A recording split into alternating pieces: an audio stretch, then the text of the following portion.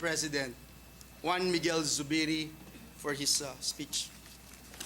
We recognize Senate President Juan Miguel Zubiri. Thank you very much, Madam President. My President, Mr. President, my esteemed colleagues, I rise on a matter of collective and personal privilege. I've always said that I serve at the pleasure of my colleagues, and I thank them for entrusting me with the monumental responsibility of leading the Senate over the past 2 years.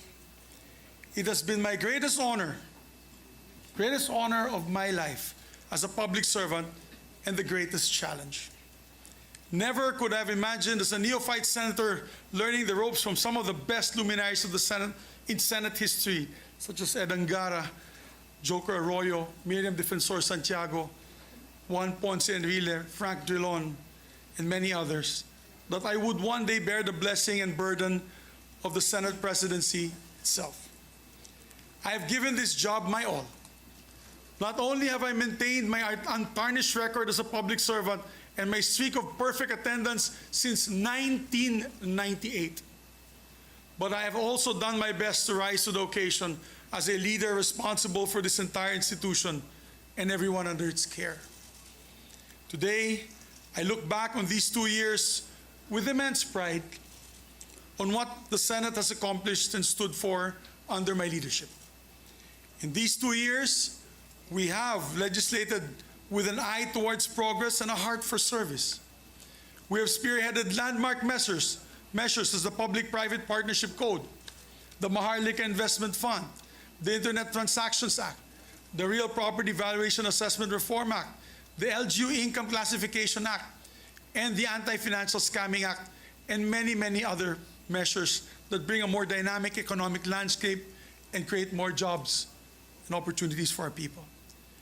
On the table, we have more economic measures that we expect to pass soon. Primarily the Create More and the new Government Procurement Act. Our first year was led by our mission of national reconstruction. We had to look inwards to assess what we lost during the pandemic and build solutions from there. But in our second year, we could afford to stretch our necks out a bit more, and we could look outward and explore opportunities for bilateral and multilateral cooperation. We could afford to reach out to establish stronger presence on the global stage. In a historic move,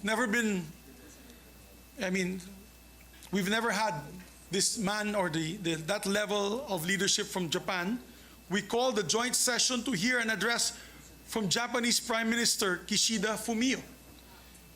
It was us, our dear colleagues, who invited him to address the joint session of Congress in our trip to Japan. And we had the honor of listening to a message from the former Senate UN Secretary General Ban Ki-moon in this very hall at the invitation of this Senate. In each of all these exchanges, we were able to advocate for better conditions and opportunities for Filipino workers abroad. And we're able to explore possibilities in defense cooperation, trade agreements, academic and cultural exchanges, agricultural partnerships towards a more globally involved Philippines. Last year, the Senate successfully hosted the 31st annual meeting of the ASEAN Pacific Parliamentary Forum, a move that allowed us to strengthen our bilateral and multilateral relationships and tell the world that we are here, ready to partner in progress alongside the rest of the democratic world. We work to secure peace in the region so we can protect our fisher folk and their livelihood here on our waters. We reached out to draw investors in so we can create more jobs for our people. Sa huli, iuuwi natin lahat ng ating ginagawa para sa bayan at para sa taong bayan. While we work on hitting the goal of becoming an upper middle class income economy in the next few years, we also know that ultimately, development is not just about GDP growth. Walang tunay na kaunlaran hanggat may Pilipinong namamatay sa gutom o sa kawalan ng serbisyong medikal. Walang tunay na kaunlaran hanggat may mga kabataan tumitigil sa pag-aaral para magtrabaho para sa kanilang mga pamilya. Walang tunay na kaunlaran hanggat hindi matatanggap o natatanggap ng manggagawang Pilipino ang disenteng sahod. Senate President or not, I will continue to push for the welfare of our laborers until they receive decent wages that they deserve. The Senate has also been a committed partner to the armed forces of the Philippines and Coast Guard in defending the nation. No Senate has been more outspoken in opposing foreign aggression than the one that sits today. And lest we be accused of being all talk, let me assure you that this Senate has been working hand in hand with the armed forces and the Coast Guard in making necessary budget allocations for the procurement of maritime assets, arms, and defense systems. Lagi ko nga pong sinasabi, hindi nagkukulang sa puso at tapang ating mga sundalo at miyembro ng Coast Guard. Kailangan lang tapatan natin ang tamang mga kagamitan at mga sasakyan pagpandagat at panghimpapawid para tulungan silang ipaglaban ng ating bansa. Of course, none of these measures and budgetary allocations would have reached the President's table without the vital work of our Senate employees. I want to thank from the bottom of my heart the members of the Office of the Secretary, Secretary Ray Bantug, Legislative, Administrative, and Finance Services, of course, Attorney Mavic, External Affairs and Relations, the Office of the Sergeant at Arms, my dear friend, my loyal friend and good friend, General Angkan, who ensure the security of the Senate, and of course, the staff of the senators who are all crucial to every step of lawmaking, to the whole Secretariat. Mabuhay po kayong lahat. I love you guys, you know that. So as Senate President, I'm proud to have led institutional reforms for the benefit of our Senate employees. Mahal na mahal ko kayong lahat, mga empleyado ng Senado. For one, we have made sure to repay our employees' dedication with increased benefits, especially our long-serving employees who have devoted their life's work to the Senate. Marahil ay alam naman po ninyo kung ano-ano po ang mga monetary at non-monetary benefits na naibahagi sa inyo mula sa aking pamumuno. Mabuhay po kayong lahat. And I think we've been the most generous, and I'm proud of it. We have also gone full speed ahead on regularizing our casual and contractual employees. So many of our employees, particularly the hardworking folks in the Office of the Sergeant at Arms, sa OSA, are just one step away from being regularized. Tinutulungan po natin sila pumasa ng civil service exam para matulungan po natin sila sa prosesong ito. By taking care of our own, the Senate has been able to perform better, supported as we are by the great work of our Senate employees. I salute each and every one of you for the job that you do. We are nothing without you. Maraming salamat po sa pagkakataon na masuklian ang trabaho ninyo para sa Senado. You have helped shape the legacy of the Senate in its first 2 years under the 19th Congress.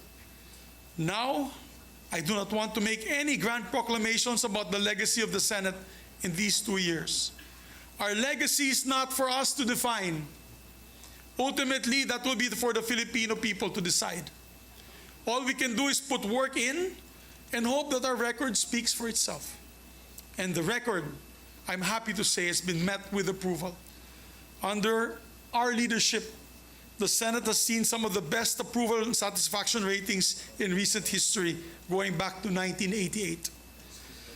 Napakalaking karangalan po ito at nabigyan po kami ng lakas ng loob na lalo pang pagbutihin ang serbisyo natin dito sa Senado. As Senate President, I look back on these 2 years with immense pride over what the Senate has accomplished and stood for under my leadership. We have been bold and courageous as a Senate, unafraid to call out injustice where we see it, whether in our sovereign seas or within our own government. We have been fair-minded and truth-driven in the Senate, despite the political noise that often surrounds us. We have been a compassionate Senate, listening to and acting on our people's call for decent jobs, equitable wages, and accessible health care. And we have been a staunchly independent Senate. Let me say that again. We have been a staunchly independent Senate, holding strong against all threats against our institution and against very threats to the very foundation of the democracy in which our nation is built. Indeed, these 2 years, I have come to realize that being Senate President is not only about leading the troops, but also putting oneself on the line. If that's what it takes to protect our institution. And so I have put myself on the line to shield the Senate from all attacks, particularly from efforts to diminish the powers of this institution as the country's last bastion of democracy. In January, we fought against the dreaded People's Initiative, which would have destroyed this very institution I'm standing here right now. God knows what I had to do to defend the Senate. Throughout all this, I could count on each and every one of our colleagues, both from the majority and the minority, whose wisdom and cooperation helped shape the identity of the Senate for this post-pandemic age. But I want to thank my leadership team and those who stayed beside me till the very end. Ma'am Lauren, my Senate President Pro Tem, thank you very much for your loyalty and wisdom. I know many times temptations have been called to you, but you've been steadfast. Maraming salamat, ma'am. True test of character. Maraming salamat. To my dear majority floor leader, pare, thank you for your hard work and dedication. Isa ka sa pinakamasipag nating majority floor leader. Pare, thank you for your friendship till the very end. I love you. You know that. Mahal kita. I will always cherish your support. To Sunny, possibly the best finance chair this institution has ever had, I thank you, sir. I thank you. You know, your father was like a father to me. And I'm happy to call you my brother, sir. Senator JV, what can I say? Your loyalty, your friendship and hard work, which you helped steer many important measures in this institution. Sir, I'm proud to call you my friend. Nancy,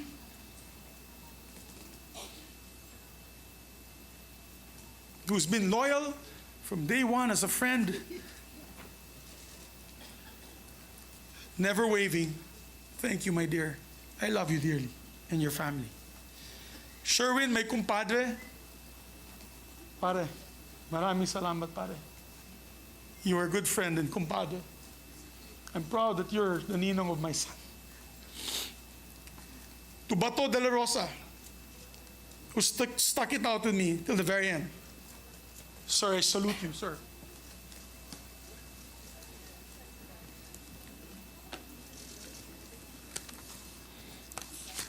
To the others, my dear friends, my heart is broken. I am proud to have led a Senate that's been resolute in protecting our institution, our democracy, and our people.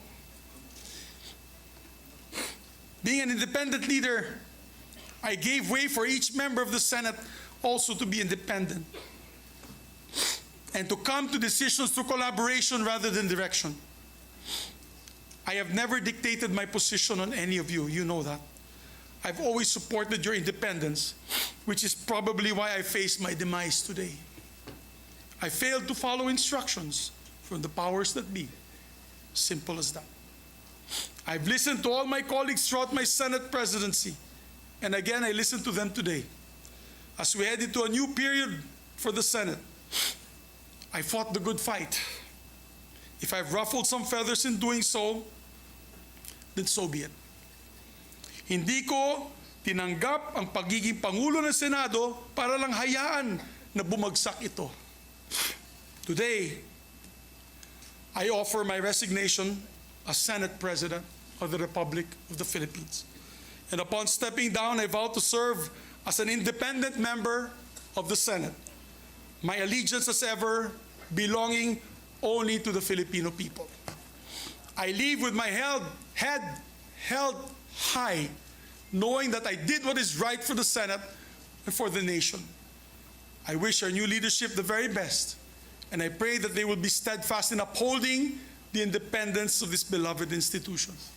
I will remain vigilant to make sure that the traditions and the rules of the Senate will remain steadfast. Once again, maraming salamat po. Mabuhay ang Senado, mabuhay ang Republika ng Pilipinas.